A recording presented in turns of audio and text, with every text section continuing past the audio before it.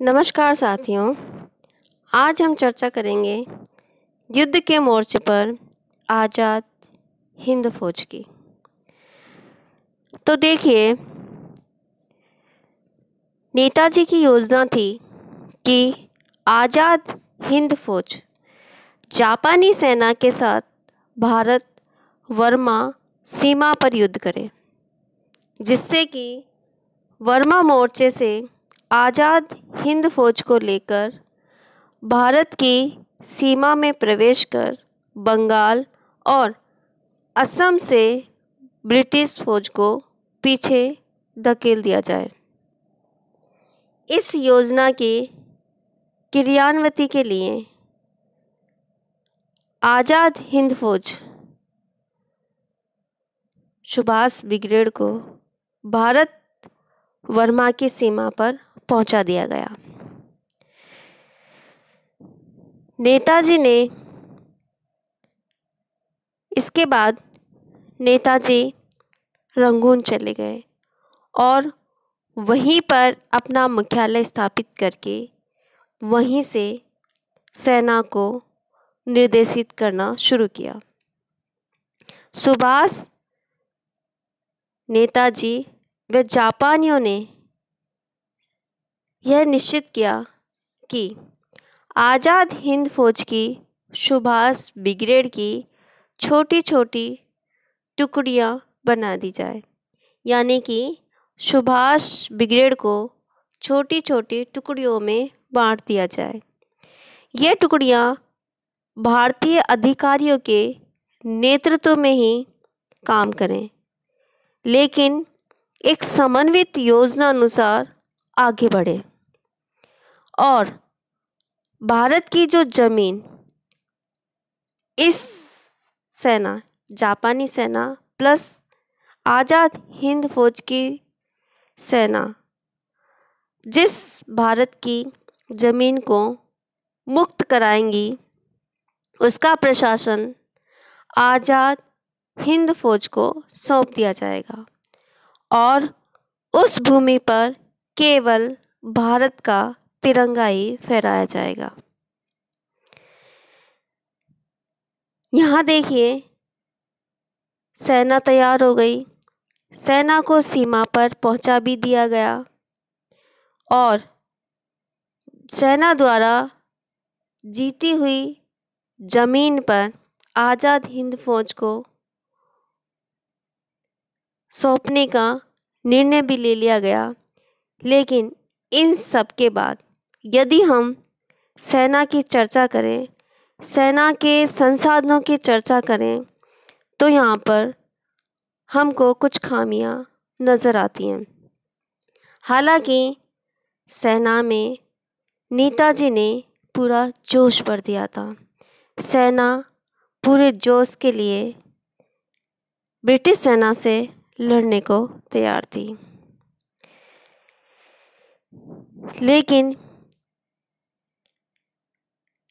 लेकिन हम यह बता दें कि यह फौज पूरी तरह से सुसज्जित नहीं थी। यद्यपि सेना में पूरा जोश था, वे सीमा में प्रवेश करने को उतावले थे, लेकिन यह सेना पूरी तरह से सुसज्जित नहीं थी। मेजर जनरल चटर्जी की पुस्तक इंडियन स्ट्रगल फॉर फ्रीडम में लिखा है कि जब सेना वर्मा पहुंची तो न तो उसके पास तोपखाना था, न ही मोटार, मशीन गनें भी मध्यम दूरी तक मार करने वाली नहीं थी। उसकी हालत भी खराब थी। मरम्मत के लिए आवश्यक पुर्जों की कमी भी थी। छापामार रेजिमेंट के पास न तो वायरलेस उपकरण थे, न ही टेलीफोन। पहाड़ी इलाकों में अतिरिक्त गोला बारूद और हथियार पहुंचाने के लिए परिवहन की भी कोई सुविधा नहीं थी। चिकित्सा सेवा तो नाम मात्र की थी। सैनिकों के पास जूते तक नहीं थे। उन्हें नंगे पैर जंगलों में जाना पड़ता था। इन सब के बाद भी सेना पूरी तरह से युद्ध के लिए तैयार थी, लेकिन इस समय तक द्वितीय विश्व युद्ध का परिदृश्य भी बदल गया था। अब भारत बर्मा सीमा पर अंग्रेजों ने अपनी स्थिति मजबूत कर ली थी। ब्रिटिश सेनाएं अब रक्षात्मक युद्ध के साथ साथ आक्रामक युद्ध के लिए भी तैयार थी। 21 मार्च 1944 को दिल्ली चलो के नारे के साथ आज़ाद हिंद फौज का भारत की धरती पर आगमन हुआ।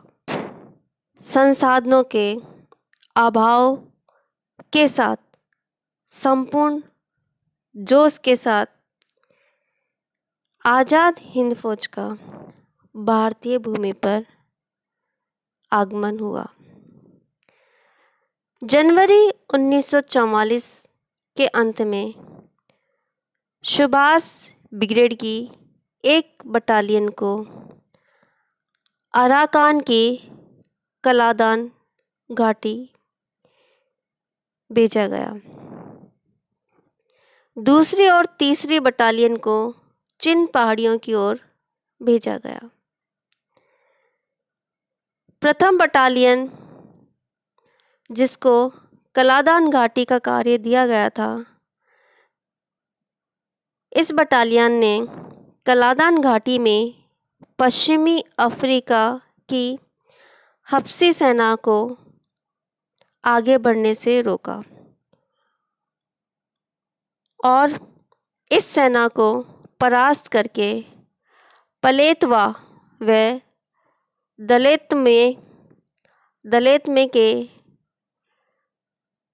दलेतमे में शत्रु सेना को हराकर मई 1944 में मादोक जीत लिया। मादोक भारत भूमि पर अंग्रेजों की प्रथम चौकी थी। अंग्रेज सेना ने प्रत्युत्तर में जोरदार प्रत्याक्रमण किया। जापानी सैनिकों की सहायता के बिना आज़ाद हिंद फौज ने मई से सितंबर तक इस क्षेत्र की रक्षा की और मादोक में तिरंगा लहराता रहा। अब देखिए, चर्चा करते हैं द्वितीय व तृतीय बटालियन की। कलेवा से होकर टासू और फोर्ट हवाईट के मार्ग की रक्षा का भार द्वितीय बटालियन को सौंपा गया था। इस अंचल में नेताजी की सेना ने शत्रु सेना के छापामारों का सफाया किया। मेजर मॉर्निंग की सेना को परास्त किया। अंग्रेजों के सामरिक दुर्ग क्लैग को जीत लिया। अब जापानी सेनापति ने इस सेना की सफलता से प्रभावित होकर इस सेना को कोहिमा की ओर भेज दिया। तय हुआ कि इम्फाल का पतन होते ही यह सेना ब्रह्मपुत्र नदी को पार करके बंगाल में प्रवेश करेगी। इसी दौरान फौज की दूसरी टुकड़ी जापान के मंचूरियाई डिवीजन के साथ कोहिमा पहुंच गई और यहाँ पर घमासान युद्ध के बाद कोहिमा पर आज़ाद हिंद फौज का अधिकार हो गया। इसके बाद जापानियों की पराजय का सिलसिला शुरू हुआ। अंग्रेज इम्फाल में नई कुमुक पहुंचाने में सफल रहे। इससे इम्फाल बच गया। आज़ाद हिंद फौज इम्फाल को नहीं जीत पाई। अंग्रेजों ने दीमापुर और कोहिमा पर जोरदार हमला किया। जापानियों और फौज को पीछे हटना पड़ा। कोहिमा का युद्ध 4 अप्रैल 1944 से 22 जून 1944 तक चलता रहा। आगे देखिए गांधी ब्रिगेड को।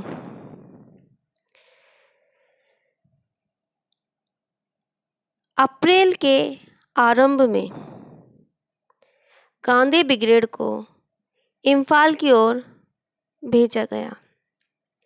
इस समय फलेल में फौज का शत्रु सेना के साथ घमासान युद्ध चल रहा था। गांधी ब्रिगेड ने यहाँ छापामार युद्ध चलाते हुए फलेल के हवाई अड्डे पर कब्जा कर लिया और वहाँ के वायुयानों को नष्ट कर दिया, परंतु यहाँ उसके लगभग 250 सैनिक मारे गए। गांधी ब्रिगेड बहादुरी के साथ यहाँ पर डटी रही, अंग्रेजों को आगे नहीं बढ़ने दिया। इसके बाद जून 1944 में रसद पानी, गोला बारूद की कमी से इस फौज की स्थिति बिगड़ने लगी और दूसरी तरफ अंग्रेजों की दूसरी कुमुक आ जाने से अंग्रेजों की स्थिति और मजबूत हो गई। वर्षा के कारण टास पलेल रोड बह गई और फौज को जो रसद मिल रही थी वो भी मिलना बंद हो गई। ऐसी स्थिति में कुछ दिनों बाद गांधी ब्रिगेड के भी जापानी सेना के साथ बर्मा वापस आना पड़ा। ऐसी स्थिति में गांधी ब्रिगेड को जापानी सेना के साथ बर्मा वापस आना पड़ा और इस प्रकार आज़ाद हिंद फौज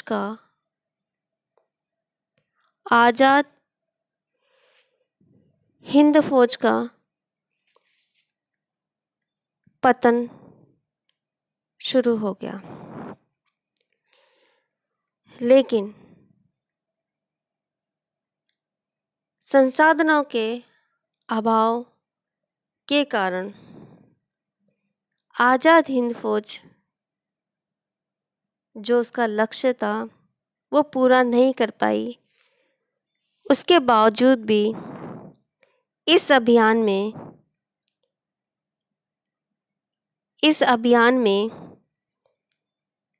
वह भारतीय सीमा में लगभग 150 मील तक प्रवेश करने में सफल रही। इस अभियान के दौरान फौज के लगभग 4000 सैनिक शहीद हो गए। फरवरी से जून 1944 के मध्य तक फौज की तीनों ब्रिगेडों ने जापानियों के साथ मिलकर भारत की पूर्वी सीमा एवं बर्मा से युद्ध लड़ा। उसका पासा ही पलट गया। जर्मनी व जापान ने हार मान ली। उसके बाद आज़ाद हिंद फौज को सहयोग मिलना बंद हो गया। यहाँ पर आज़ाद हिंद फौज को बैक होना पड़ा। लेकिन इसके बाद भी नेताजी ने अपने प्रयास जारी रखे। आगे नेताजी की क्या रणनीति रही, उन्होंने आज़ाद हिंद फौज को पुनः किस तरह तैयार किया, इसकी चर्चा हम अगले वीडियो में करेंगे। तब तक के लिए नमस्कार, धन्यवाद, जय हिंद।